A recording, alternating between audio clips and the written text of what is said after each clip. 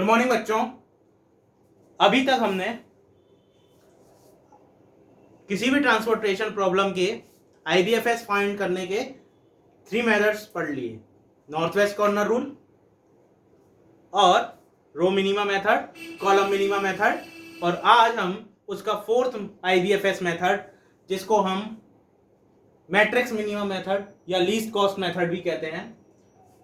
जैसे कि रो minima method में हम किसी भी रो का मिनिमम एलिमेंट देखते हैं और उसको एलोकेट करते हैं, या कॉलम मिनिमा मेथड में कॉलम का मिनिमम मेथड कॉस्ट को देखते हैं और फिर उसमें एलोकेशन करते हैं। जब मैट्रिक्स मिनिमा का बात आती है तो पूरी मैट्रिक्स में मिनिमम वैल्यू देखी जाती है।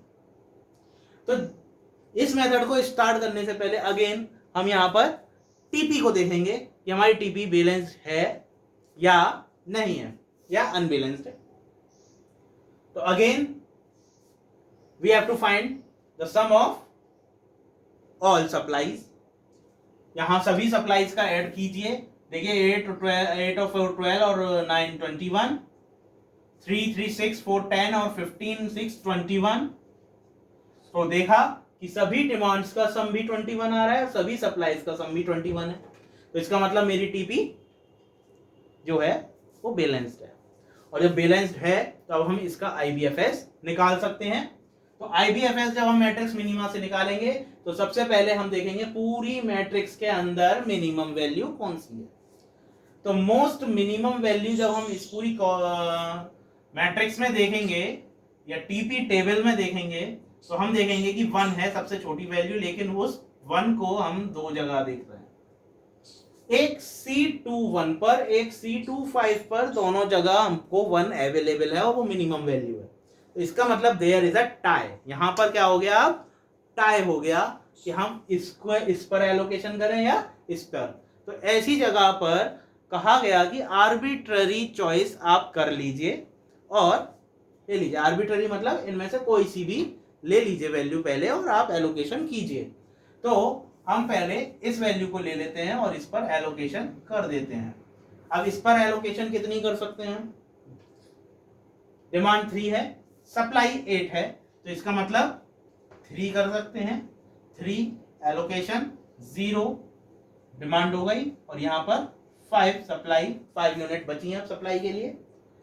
जब कॉलम या डिमांड 0 हो गई तो कॉलम हमारा कट जाएगा। नेक्स्ट, अब बची हुई टेबल में से या ये जो ट्रांसपोर्टेशन बची हुई है, ट्रांसपोर्टेशन टेबल जो बची हुई है, अब इसमें से मिनिमम वैल्यू, तो अब दोबारा से हमको सबसे मिनिमम वैल्यू कौन सी मिल रही है, 1। अब 1 में इस 1 को कितना वैल्यू को असाइन कर सकते हैं, तो यहाँ 5 सप्लाई है और डिमांड 6 है। तो अब यहां पर हम देखते हैं कि 5 हम एलोकेट कर सकते हैं। 5 एलोकेट कर ये 0 हो जाती है और ये 1 बचता है।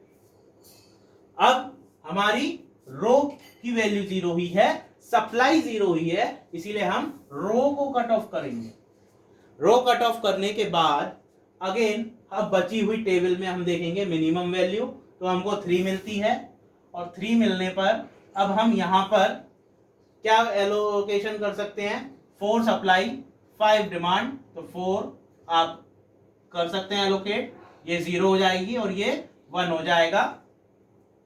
अगेन अब दोबारा अब हम ये देखेंगे कि यहाँ पर रो 1 की सप्लाई 0 हो रही है, तो इसीलिए इसको कट ऑफ कर देंगे। अब बची हुई हमारी ये रो बची है सिर्फ। अब हम ये देखते हैं कि ये जो सप्लाई है ये सिर्फ ओरिजिन 3 की है और जो कि ये सारी डिमांड्स को फुलफिल करेगी। अब तो इसका मतलब है जो यहाँ पर डिमांड 3 है उसको भी इसी सप्लाई से देना है, यहाँ 4 डिमांड है वो भी इसी सप्लाई से जाएगा, मतलब इसी ओरिजिन से इन सबको सप्लाई दी जाएगी। तो इसका मतलब है हम यहाँ पे एलोकेशन कर सकते हैं। 3 डिमांड है तो इन 9 में से 3 सप्लाई यहाँ हो जाएगी, 6 बचेगा। 4 की डिमांड यहाँ पर है तो 4 डिमांड को यहाँ फुलफिल कर दिया जाएगा और यहाँ अब 2 बचेंगे। 1 सप्लाई यहाँ चाहिए, डिमांड है 1 की, तो 1 यहाँ करा और 1 यहाँ करा, तो सभी डिमांड्स को पूरा कर दिया गया विद दिस। तो इस तरीके से हमने यहां पर एलोकेशंस किए। अब हम देखेंगे कि हमारी सारी सप्लाई और सारी डिमांड फुलफिल हैं, तो हमने इसके एलोकेशंस पूरे किए। अब वही चीज नॉन डिजेनरेसी चेक करनी होगी।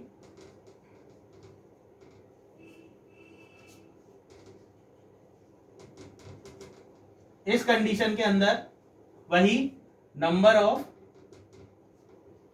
ऑक्युपाइड सेल्स या फिर नंबर ऑफ एलोकेटेड सेल्स पता करेंगे, वो m प्लस n माइनस 1 होने चाहिए। m यहाँ पर 3 है, n यहाँ पर 5 है, -1 इट विल इक्वल्स टू 7। तो इसका मतलब आपकी 7 एलोकेशंस होनी चाहिए, ऑक्युपाइड सेल 7 होने चाहिए। तो देखते हैं 1 2 3 4 5 6 7 7 है। तो इसका मतलब हमारा जो सॉल्यूशन है वो नॉन डिजेनरेटेड है। इसीलिए अब हम इसकी ट्रांसपोर्टेशन कॉस्ट फाइंड कर सकते हैं। तो ट्रांसपोर्टेशन कॉस्ट फाइंड करने के लिए total transportation cost equals to summation i equals to 1 to m summation I equals to 1 to n xij into cij equals to 3 into 4 plus 1 into 3 plus 1 into 5 plus 9 into 3 plus 4 into 4 plus 8 into 1 plus 12 into 1, 3 और 4 7 हो गए। ठीक है, ये 12 plus 3 plus 5 plus 27 plus 16 plus 8 plus 12 and it will equals to 91। तो total transportation cost जो आई हमारी वो 91 आई। तो ये रहा